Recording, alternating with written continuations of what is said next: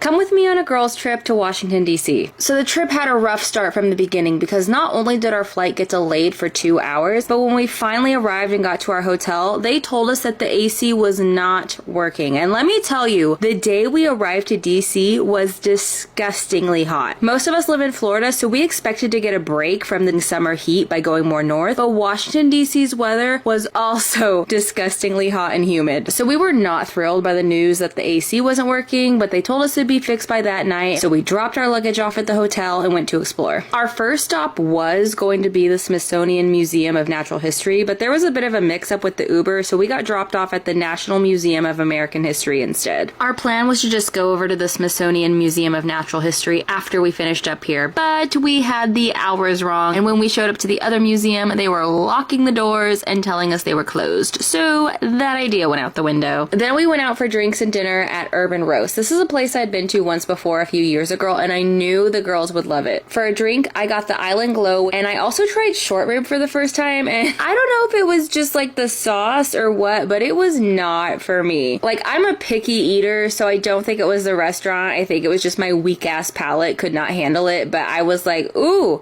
I do not like this. I ate it because I was hungry, but I don't plan to get it again. At least now I know I don't like it. Anyways, after dinner, we walked over to Old Ebbitt Grill and finished the night there with another cocktail. Now, the next day was all about museums, and we went to the Library of Congress first, which this building was so pretty. Then we went to the Holocaust Museum, which is a place I really wanted to go, and of course, it was devastating, but it's so worth it to check it out. And then finally, we got redemption with the Smithsonian Museum of Natural History, and finally got to see the Hope Diamond. This thing is beautiful, and I wanted to see it because I heard about the supposed curse that it has, and I pretty much spent all my time in the gem section, honestly. I was so distracted by all the shiny things that I just spent like an hour looking through there at all the pretty jewelry. Now for dinner, we went to the Hamilton, and I completely forgot to film any of our food while we were there. Oops! But afterwards, we went to the Alchemist, which is a place I had seen on TikTok. I got the Captain Sparrow because your girl is a massive Pirates of the Caribbean fan, and it was delicious. Out of all the cocktails I got in DC, that was probably my favorite. Now, when we got back to the hotel, the funniest thing of the entire trip happened. So my friend Caitlin had drank a lot that night, and somehow when she was going to brush her teeth, she grabbed a tube of Tretinoin and brushed her teeth with it.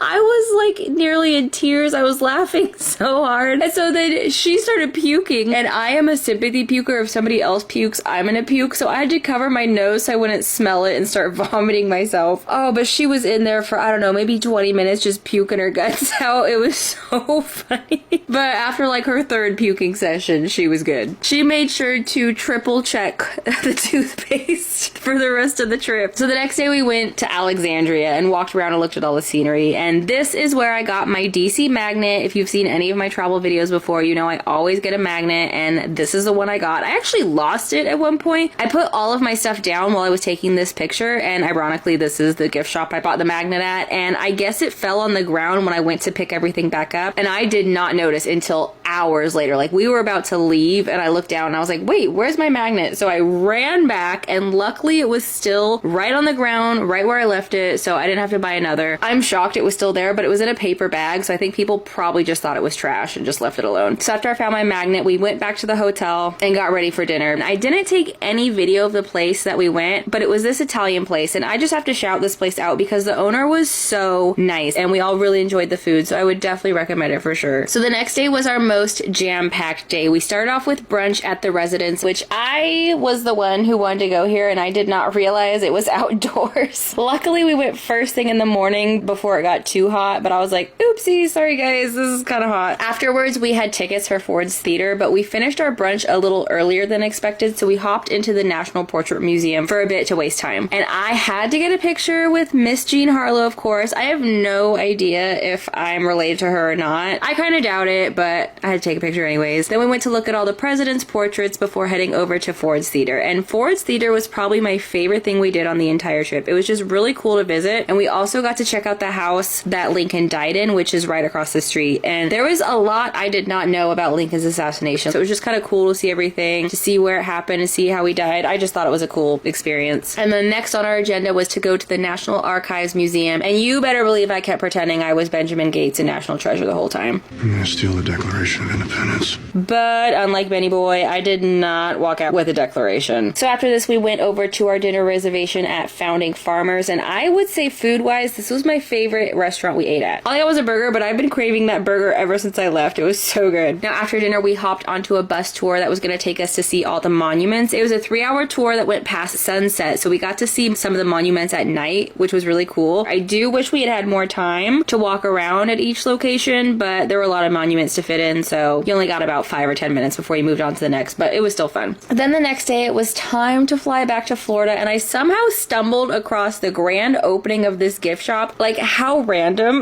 but I've always wanted to cut one of those giant ribbons with the giant scissors, so I'm not gonna lie, I was a bit jealous watching it in person. But anyways, we got on our plane and went back home to Florida, and that was our girls trip. So this person asked for a tour of all my Hello Kitty glasses that I use in my videos, so I'm gonna give you one. I also have these two, which aren't Hello Kitty glasses, but we'll talk about those after these. So yes, these are my Hello Kitty glasses. Unfortunately, these two have lost the bow. I still have the bows. I've just been too lazy to put them back on. They need to be screwed on. Like, I don't know if you can really see it in there. I mean, I don't even know where the screw for this one is. It's completely out, but I'm just too lazy to screw them on. If I ever find the will to do it, I will. But yes, this is my light pink pair. It usually has a red bow, I believe. And this one usually has a light pink bow similar to this, but like I said, those have fallen off, but at least these three still have their bows on. So I don't know if you guys have ever noticed, but I kind of use certain colors for like certain characters. This is the first pair I ever bought. I bought this